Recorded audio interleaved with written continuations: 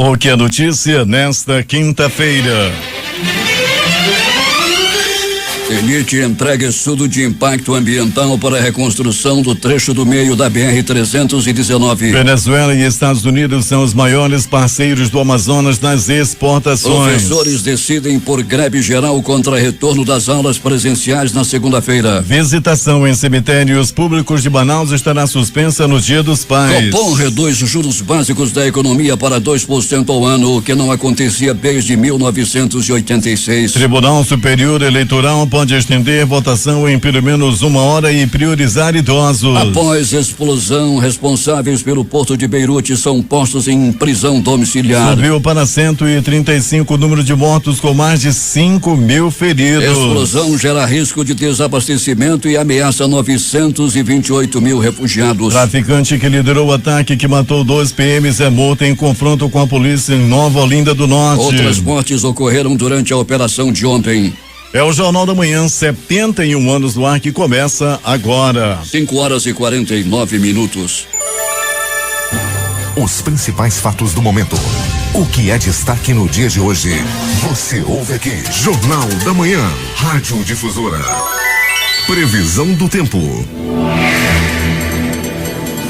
A chuva prevista ontem pelo Climatempo aconteceu e hoje diz que é de 90% a probabilidade de mais 8 milímetros. O dia será quente com 34 graus à sombra. 25 graus no momento no sítio histórico da cidade, com 82% de umidade no ar. Os ventos estão calmos, com 8 km/h de velocidade. É quinta-feira, 6 de agosto. Chegamos aos 218 dias do ano. Faltam 148 para terminar 2020. É o dia da transfiguração do Senhor. É também o dia de Orochima. Na mitologia céltica, dia de Tanril, divindade do fogo. Esta é a edição 44.798 do Jornal da Manhã. O Rio Negro baixou mais 5 centímetros e seu nível em relação ao mar estava ontem em 27 metros e 25 centímetros. A vazante registrada chegava a 1,27 metros. Operam sem restrições para pousos e decolagens nos aeroportos Eduardo Gomes e o militar de Ponta Pelada. Registros da história. 1890,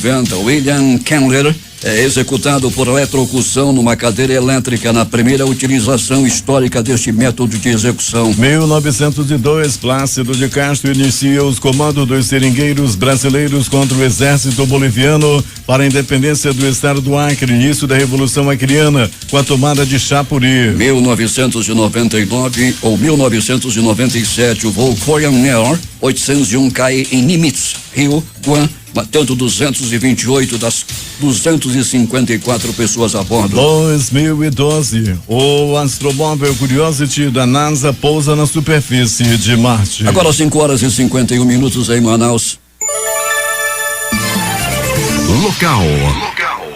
Sejam bem-vindos ao Jornal da Manhã. Bom dia, Eduardo. Bom dia, Paulo. Bom dia, sonoplasta Hernandes Sampaio e bom dia ao repórter Alberto Pellegrini.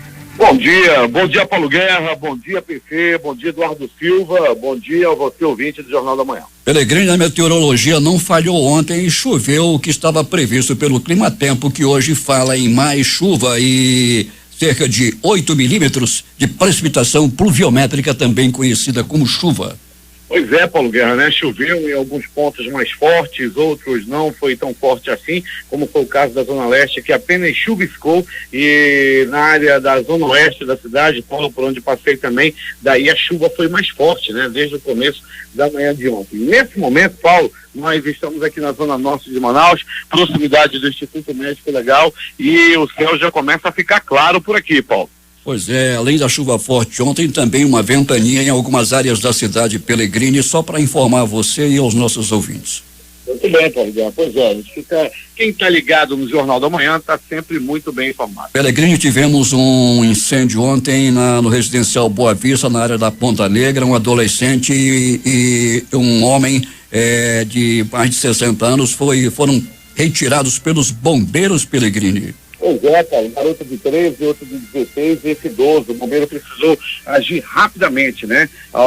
As pessoas lá inalaram fumaça, mas ninguém precisou ser internado. O bombeiro contornou a situação rapidamente, né? Mais uma vez aí, parabéns à equipe do Corpo de Bombeiros, que agiu rápido e impediu que esse fogo se alastrasse e que essas pessoas ficassem aí correndo o risco de morte, né? Mas rapidamente o bombeiro agiu, na hora foi feito lá os primeiros procedimentos de inalação, etc.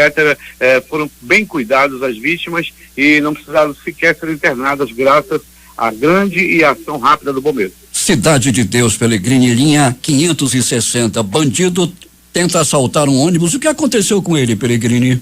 Peia no cabra, rapaz. Ele apanhou e apanhou muito, Paulo Guerra. Isso aconteceu lá na rua Bem-TV. Você colocou muito bem, Paulo Guerra, como sempre você está muito bem pautado. Rapaz acabou sendo amarrado, pegou uma pisa da população. O outro ônibus também foi assaltado, ônibus da linha 414, à noite de ontem, também foi visitado pelos bandidos.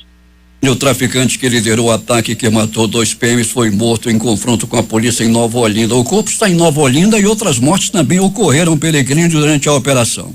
Sim, sem dúvida nenhuma, Paulo Guerra, mas a grande notícia é que ainda bem que o Bacurau partiu dessa para pior, Paulo Guerra. Esse Bacurau, que no primeiro momento foi preso pelos policiais de Nova Olinda, estava na delegacia de Nova Olinda, daí vieram os outros comparsas deles, mais ou menos uns 20 bandidos, e o resgataram, né? Daí os policiais de Manaus foram para pegar de novo o Bacurau e infelizmente 2 morreram. Agora a polícia está lá em peso e as informações dão conta de que estiveram lá no local ontem, mataram o Bacurau, foi reagir contra a polícia, levou bala e outras pessoas também morreram nesse confronto, Paulo.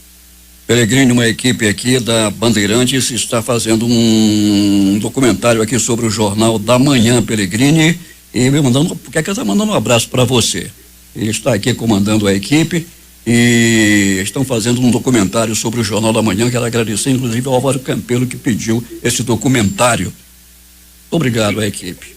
Grande Alvinho, grande Álvaro Campelo, né, Paulo, que a gente, né, às vezes até esquece de dizer deputado Álvaro Campelo, ele gosta de ser chamado pelos colegas só de Álvaro mesmo. Um abraço, Álvaro, para você, para toda a sua equipe, a moçada da Band aí, cinegrafistas, produtores, repórteres que acordaram cedo, assim como nós, não, Paulo, para cumprir essa pauta que com certeza o Jornal da Manhã rende uma boa pauta. Uma conversa com o Paulo Guerra sempre rende bons frutos, principalmente para a moçada que está aí no jornalismo.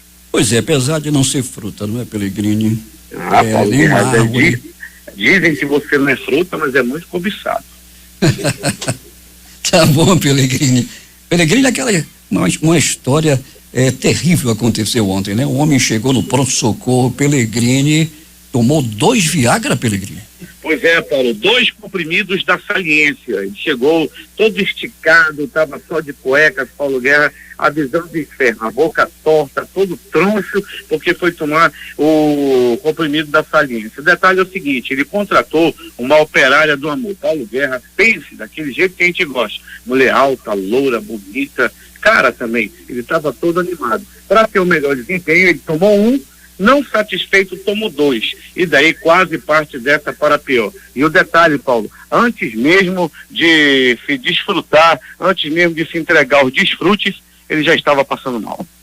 Tá bom, Pelegrini, até daqui a pouco, quando você vai voltar para contar tudo o que aconteceu nas últimas horas na cidade. Muito bem, Paulo, daqui a pouco voltaremos com essas e outras informações. A visitação nos cemitérios públicos de Manaus estará suspensa no Dia dos Pais, comemorado no domingo. Segundo a prefeitura, o acesso estará restrito ao atendimento de novos sepultamentos e as pessoas que acompanharão o cortejo fúnebre na data. A medida se dá em cumprimento ao decreto 4.801 de 11 de abril de 2020 da Prefeitura de Manaus, que regula a movimentação nos cemitérios da cidade durante a pandemia do novo coronavírus. Os igarapés do Franco e do Mindu em Manaus foram os primeiros pontos da capital a baterem os parâmetros físicos da qualidade da água monitorados pela Secretaria de Estado do Meio Ambiente.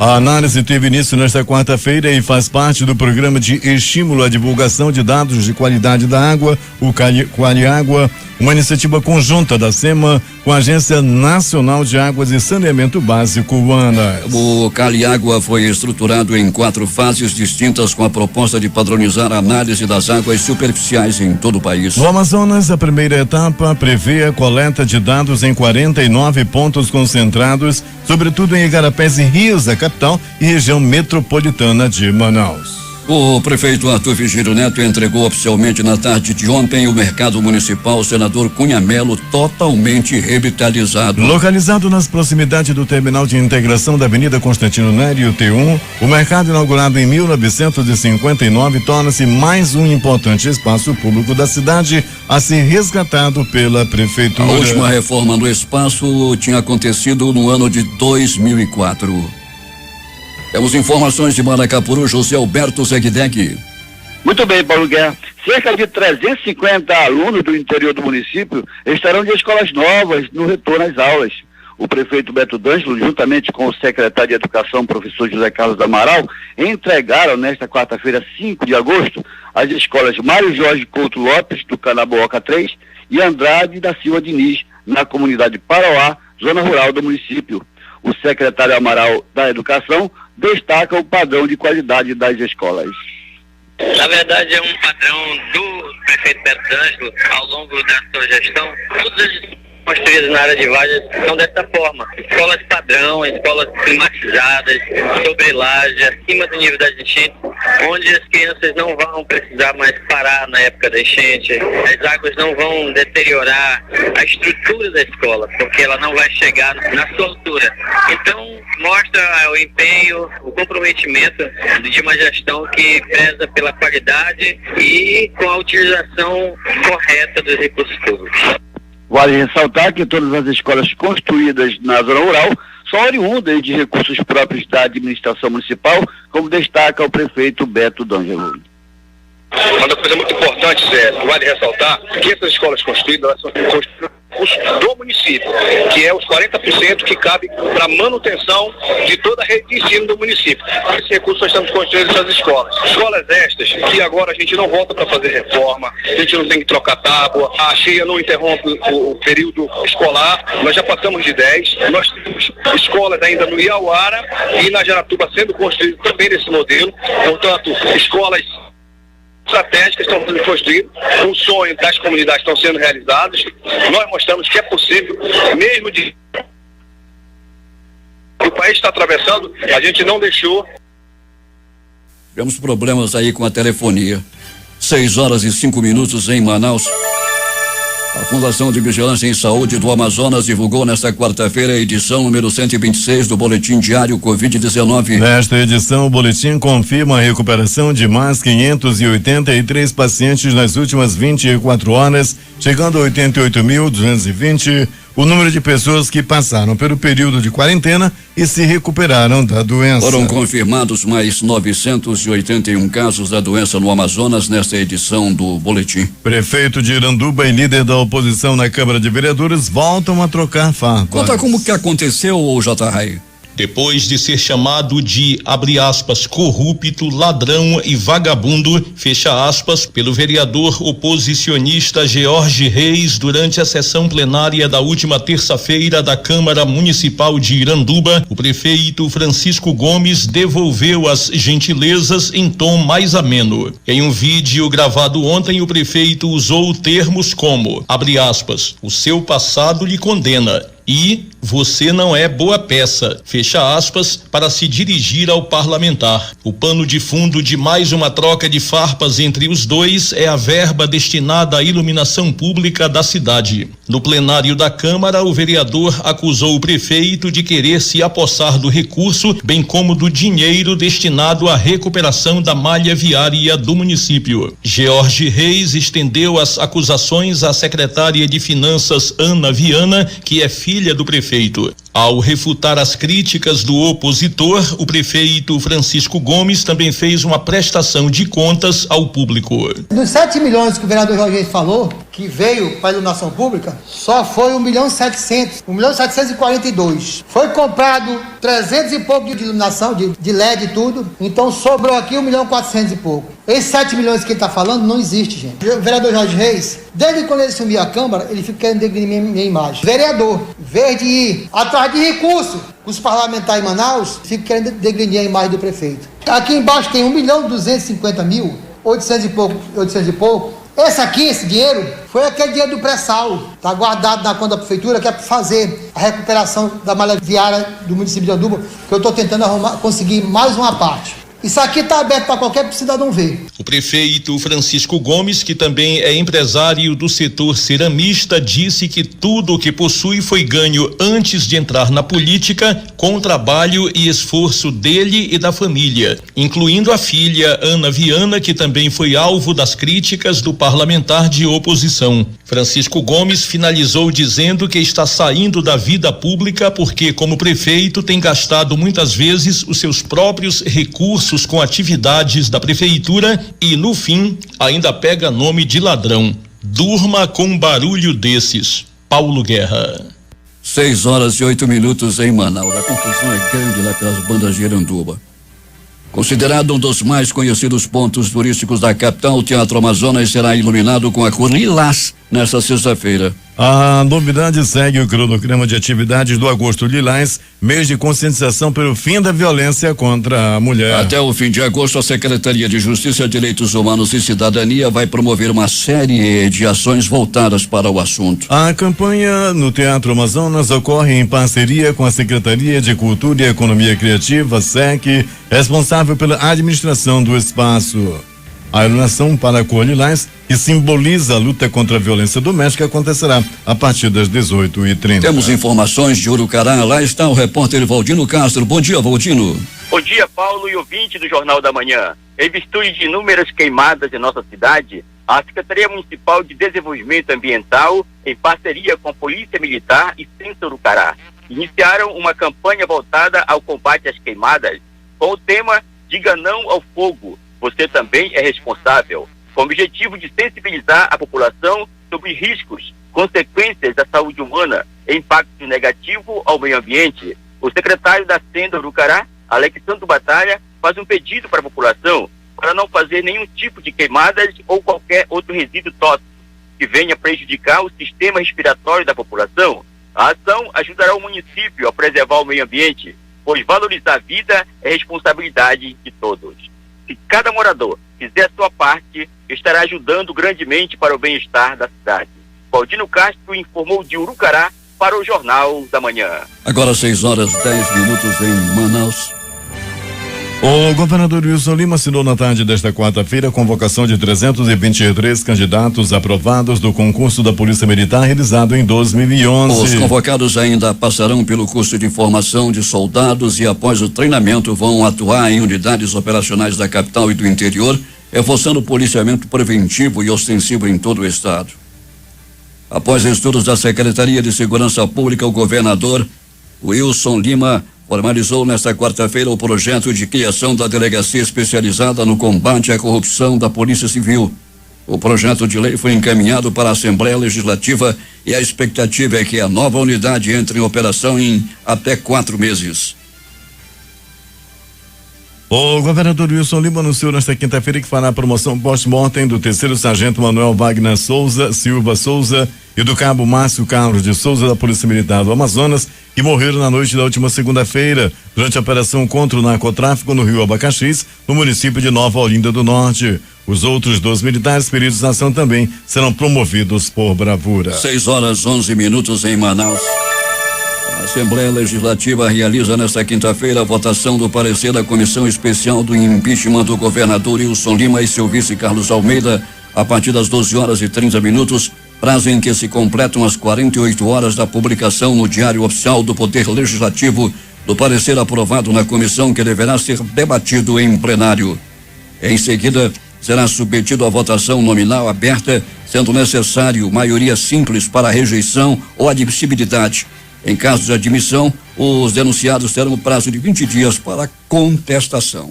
A categoria dos professores e pedagogos de Manaus, reunida em Assembleia Geral Extraordinária do Sindicato dos Professores e Pedagogos de Manaus, ASPRON Sindical, decidiu nesta quarta-feira por unanimidade deflagrar greve geral por tempo indeterminado contra o retorno das aulas presenciais na rede pública estadual de ensino nas escolas de ensino médio. A volta está prevista para o próximo dia 10. E, de acordo com a ASPRON Sindical, a greve atingirá somente os professores e pedagogos que atuam nas escolas de ensino médio, onde o governador Wilson Lima determinou o retorno das aulas presenciais na capital. A greve não atingirá os trabalhadores do ensino fundamental que trabalham remotamente de casa. A Venezuela adquirindo óleo de soja e os Estados Unidos comprando ouro em forma bruta responderam por 43% das exportações do Amazonas em junho deste ano, de acordo com dados apurados pela Secretaria de Estado de Desenvolvimento Econômico, Ciência, Tecnologia e Inovação. Os resultados levantados pelo Departamento de Estudos, Pesquisas e Informações da SEDECT apontam uma mudança no perfil das exportações locais em junho em relação ao mesmo período de 2019, quando a pauta de vendas externas era liderada por motocicletas e televisores. A análise dos técnicos da secretaria, essa mudança de perfil fica mais clara com a queda nas importações, sinalizando a diminuição das atividades em várias empresas no polo industrial de Manaus. No balanço geral, as exportações aumentaram 30,21% na comparação com maio deste ano e 17,70% na comparação com o mesmo mês no ano passado. Do total exportado pelo Amazonas em junho, 29,60%, o equivalente a 20,2 milhões de dólares, foram destinados à Venezuela, 13,42% aos Estados Unidos e 10,40% à Alemanha. A Argentina, que já foi um destacado mercado para as exportações locais, ocupou em junho a 4ª posição entre os maiores parceiros. Fora do eixo da capital Manaus, o município de Presidente Figueiredo foi o destaque nas exportações locais,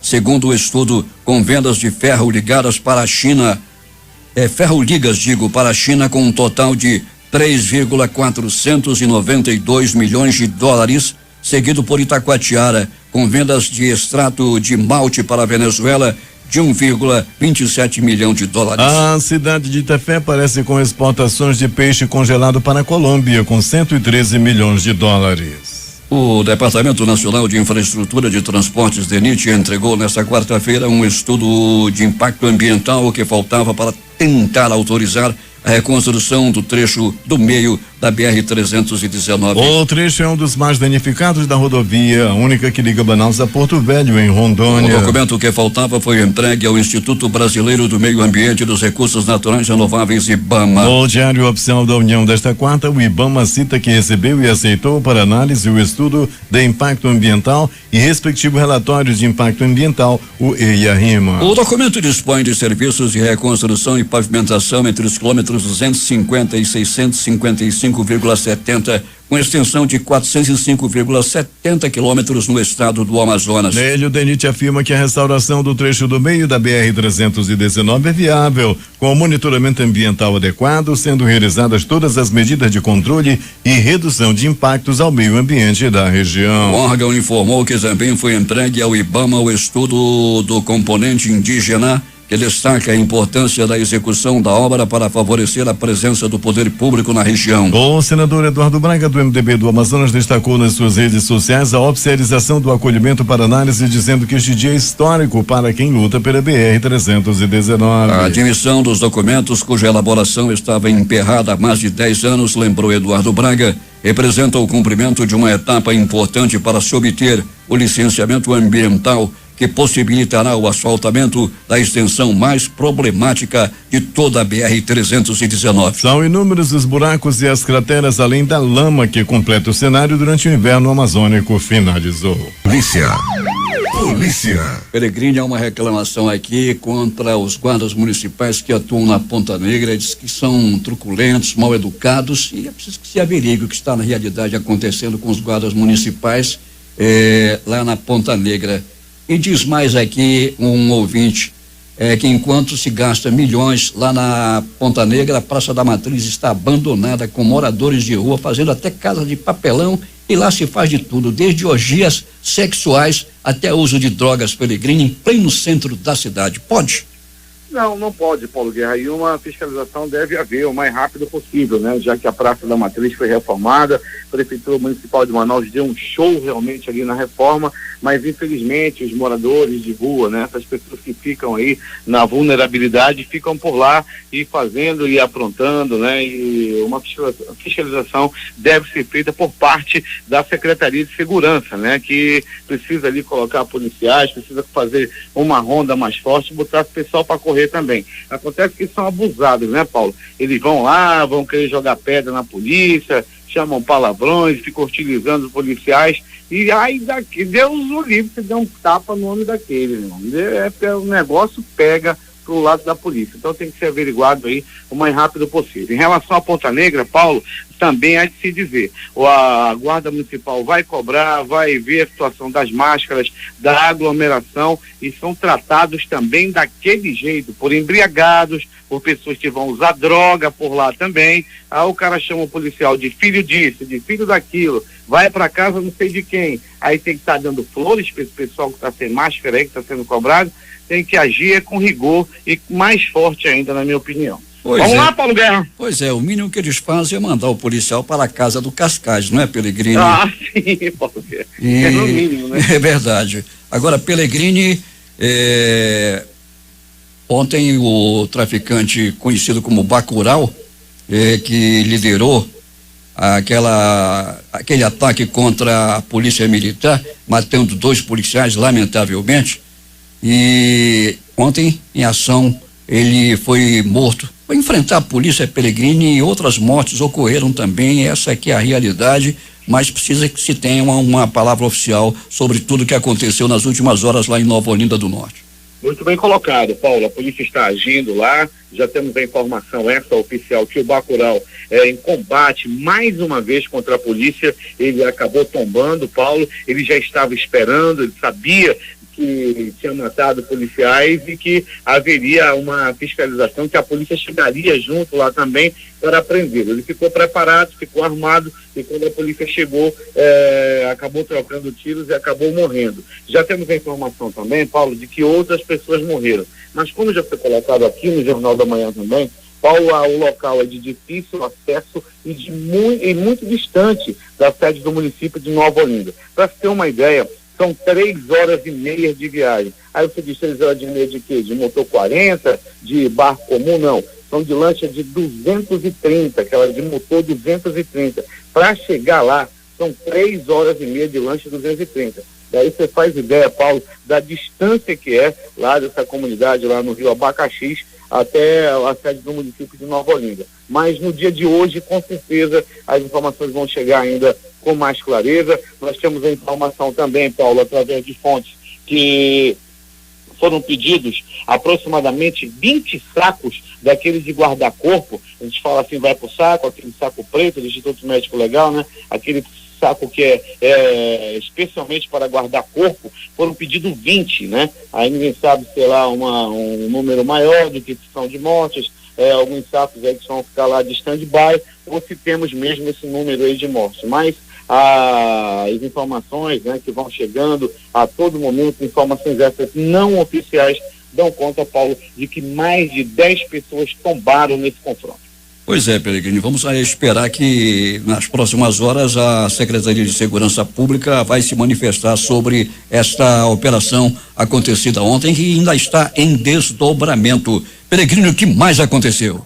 Muito bem, Paulo Guerra e ouvintes do Jornal da Manhã, vamos dando continuidade ao nosso noticiário policial, dizendo, Paulo Guerra e ouvintes da Difusora, que a madrugada foi tranquila na cidade, tanto nos pronto-socorros quanto no Instituto Médico Legal. Para se ter uma ideia, no pronto-socorro 28 de agosto, apenas 2 atendimentos, uma pessoa que deu entrada vítima de agressão física e uma outra pessoa que deu entrada de atropelamento, porém com ferimentos leves. Já no pronto-socorro João Lúcio, no nosso gigante da zona leste da cidade, o homem deu entrada vítima de uma facada na barriga. Ele levou essa estocada, Paulo Guerra e ouvintes, na estrada do Puraquequara. O corpo estava agonizando quando populares o levaram a sede do gigante da zona leste da cidade, lá onde estão os anjos da vida, os médicos, técnicos e enfermagens e enfermeiros agitaram, né? Fizeram um serviço muito rápido, agiram muito rápido, melhor dizendo, e seguraram e não deixaram com que esse homem partisse dessa para pior. Ele estava muito mal, estava no bico do urubu, mas graças às ações dos médicos, técnicos, enfermagens e enfermeiros, os anjos da vida do João Lúcio não deixaram que esse homem partisse desta para pior.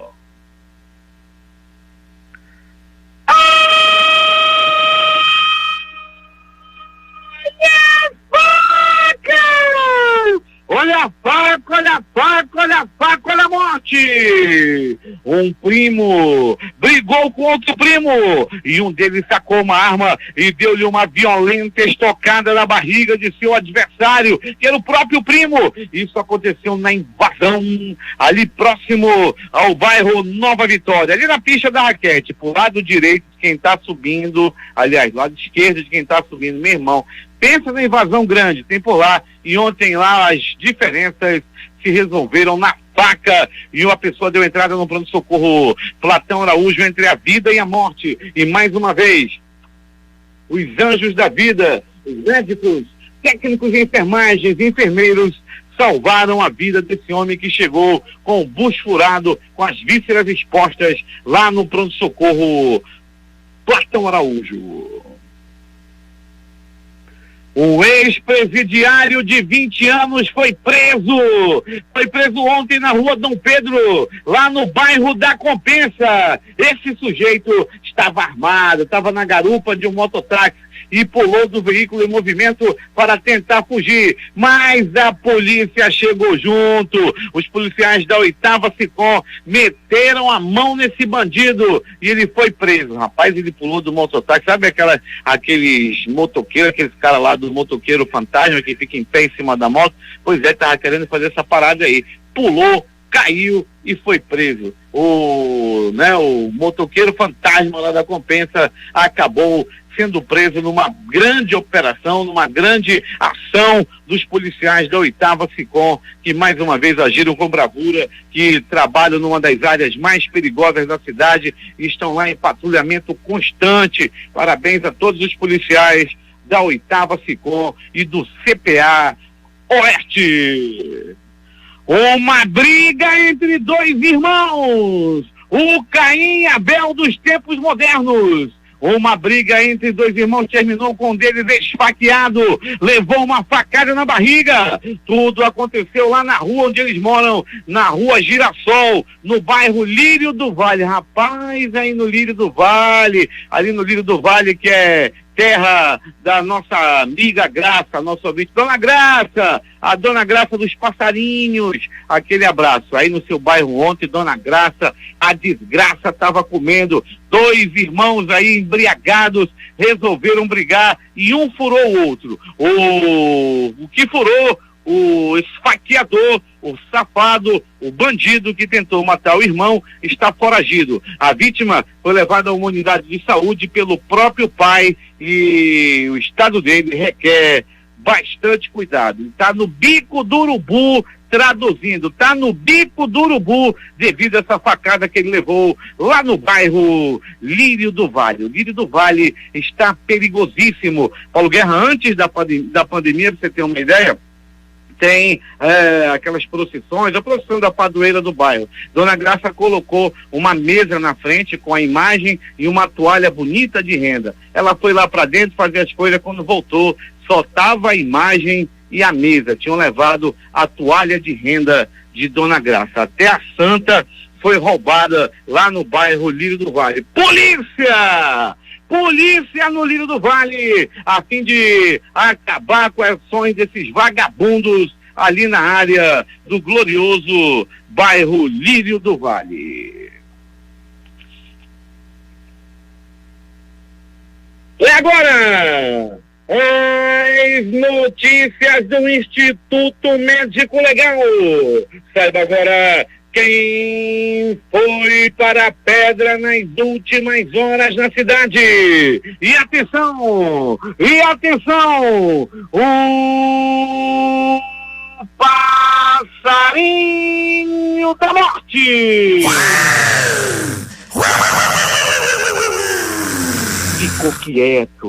Ficou quieto ontem. O passarinho da morte não saiu do seu puleiro. Nenhuma morte por violência. Ninguém morreu na faca. Ninguém morreu no teçado. Ninguém morreu na paulada. Ninguém morreu na bala. Noite e madrugada das mais tranquilas, graças ao grande trabalho da Polícia Militar e da Polícia Civil nas ruas da cidade. Entretanto, o Instituto Médico Legal realizou nas últimas 24 horas 52 exames de corpo de delito. E essas foram as notícias da noite e madrugada. Agora é contigo, Paulo Guerra. Esportes. Antes das notícias do esporte, os números das loterias, começando com a Mega Sena, concurso 2.286, que acumulou dezenas sorteadas 09, 21, 30, 41, 42 e 43. Aqui no concurso 5.332 também acumulou dezenas sorteadas 06, 24, 33, 64 e 74. A Loto Fácil no concurso 2003 saiu para um apostador lá de Lagoa Santa, nas Minas Gerais. Vai receber R$1.626.526,25. Dezenas sorteadas no concurso 2003 foram estas: 01, 05, 06, 07, 08, 09, 10, 11, 12, 15, 17, 20, 22, 24 e 25. Agora as notícias do esporte. No tirateima do clássico, a Atletiba em decisão do Campeonato Paranaense, melhor para o Atlético. Nesta quarta-feira, o Furacão superou o Curitiba por 2-1 de virada no estádio Couto Pereira e assegurou o título estadual pela 26ª vez, sendo a terceira consecutiva. De quebra, o rubro-negro passou à frente na estatística de títulos paranaenses conquistados em cima do maior rival. O placar não saiu do zero no primeiro embate da final do Campeonato Paulista. Ontem o Corinthians e Palmeiras fizeram um jogo de pouca emoção na Arena Itaquera e deixaram a decisão aberta para a partida de volta no sábado às 16h30 com transmissão da Rádio Difusora no Allianz Parque. Só a vitória interessa para qualquer um dos lados. Em caso de empate, o título será decidido nos pênaltis. E o Grêmio derrotou o Internacional por 2-0 nesta quarta-feira e conquistou o título do segundo turno do Campeonato Gaúcho, a Taça Francisco Noveleto Neto. Com esta vitória obtida em sua arena, o tricolor se credencia para enfrentar o Caxias do Sul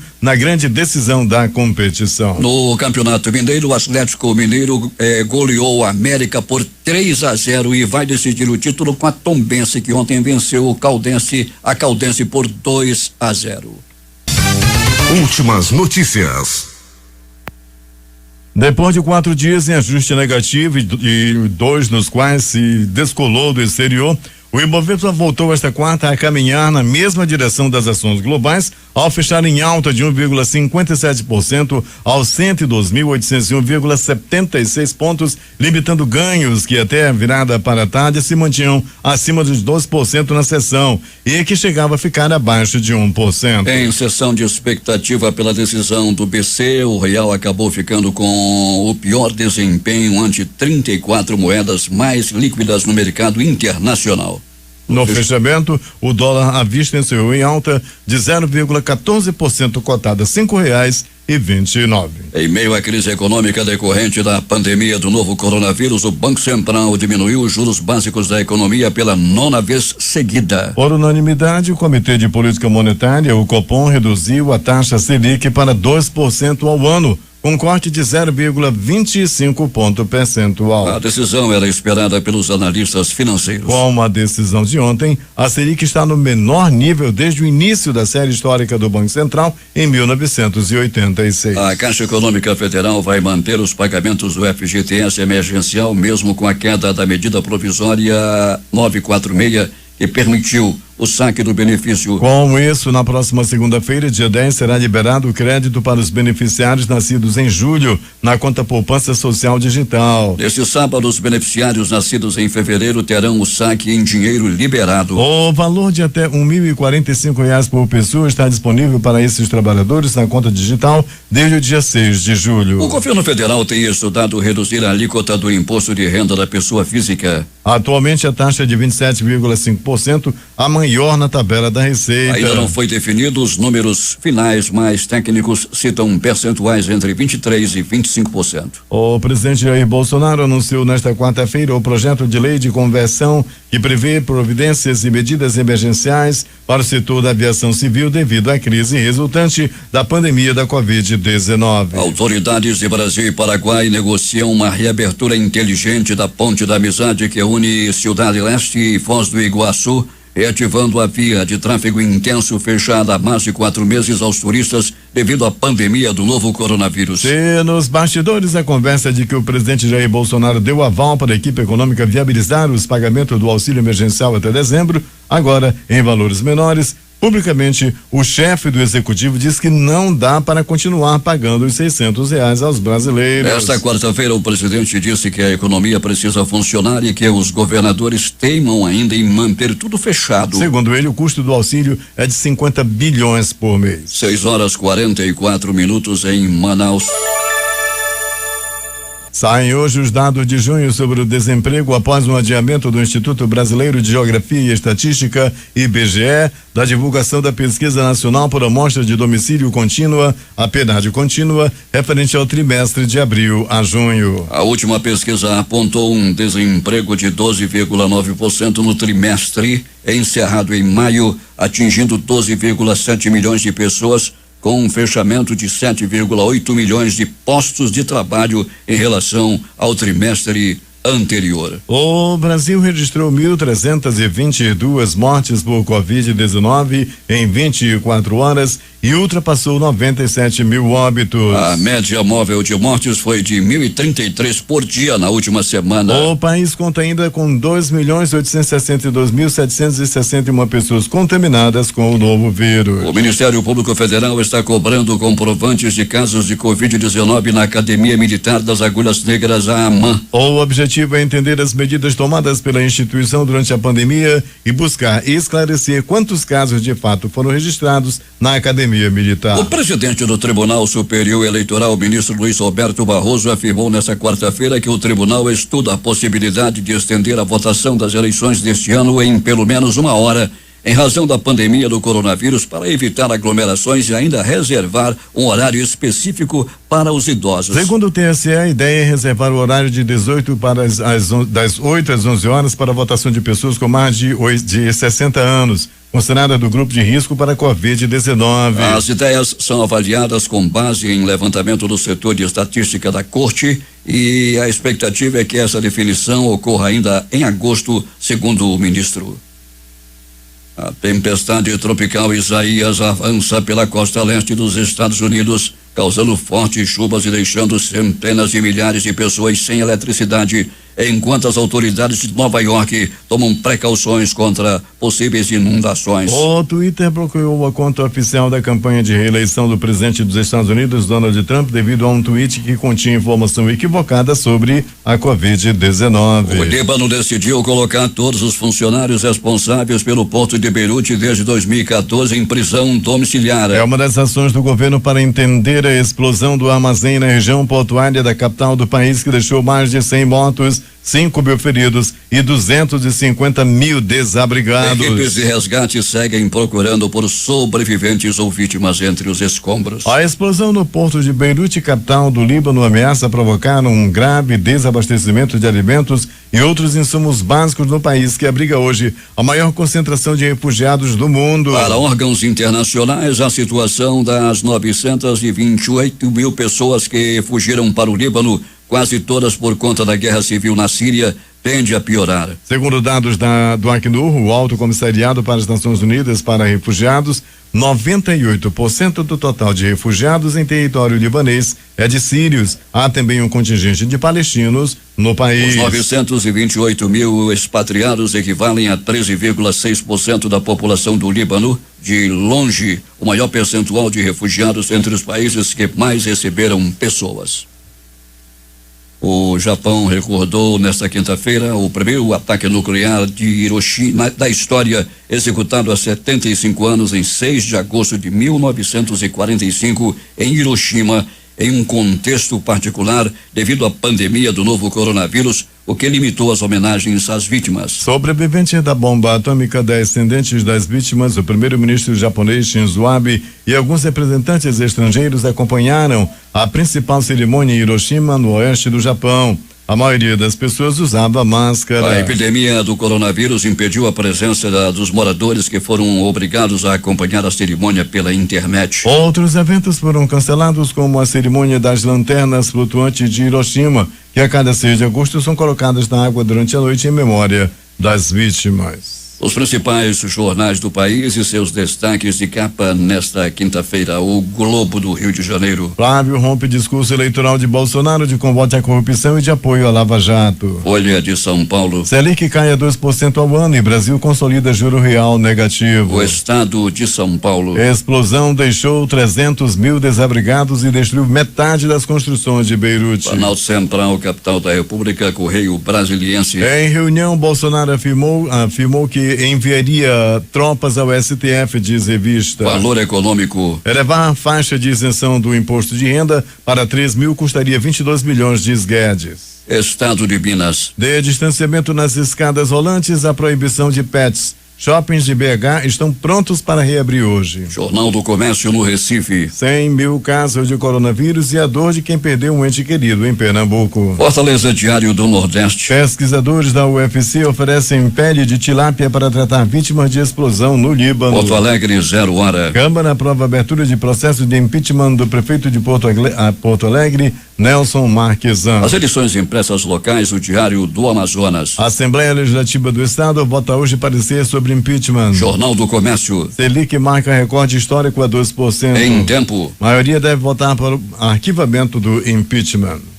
Participaram dessa edição reportagens José Alberto Zegdeg, Valdino Castro, J. Rai e Alberto Pellegrini.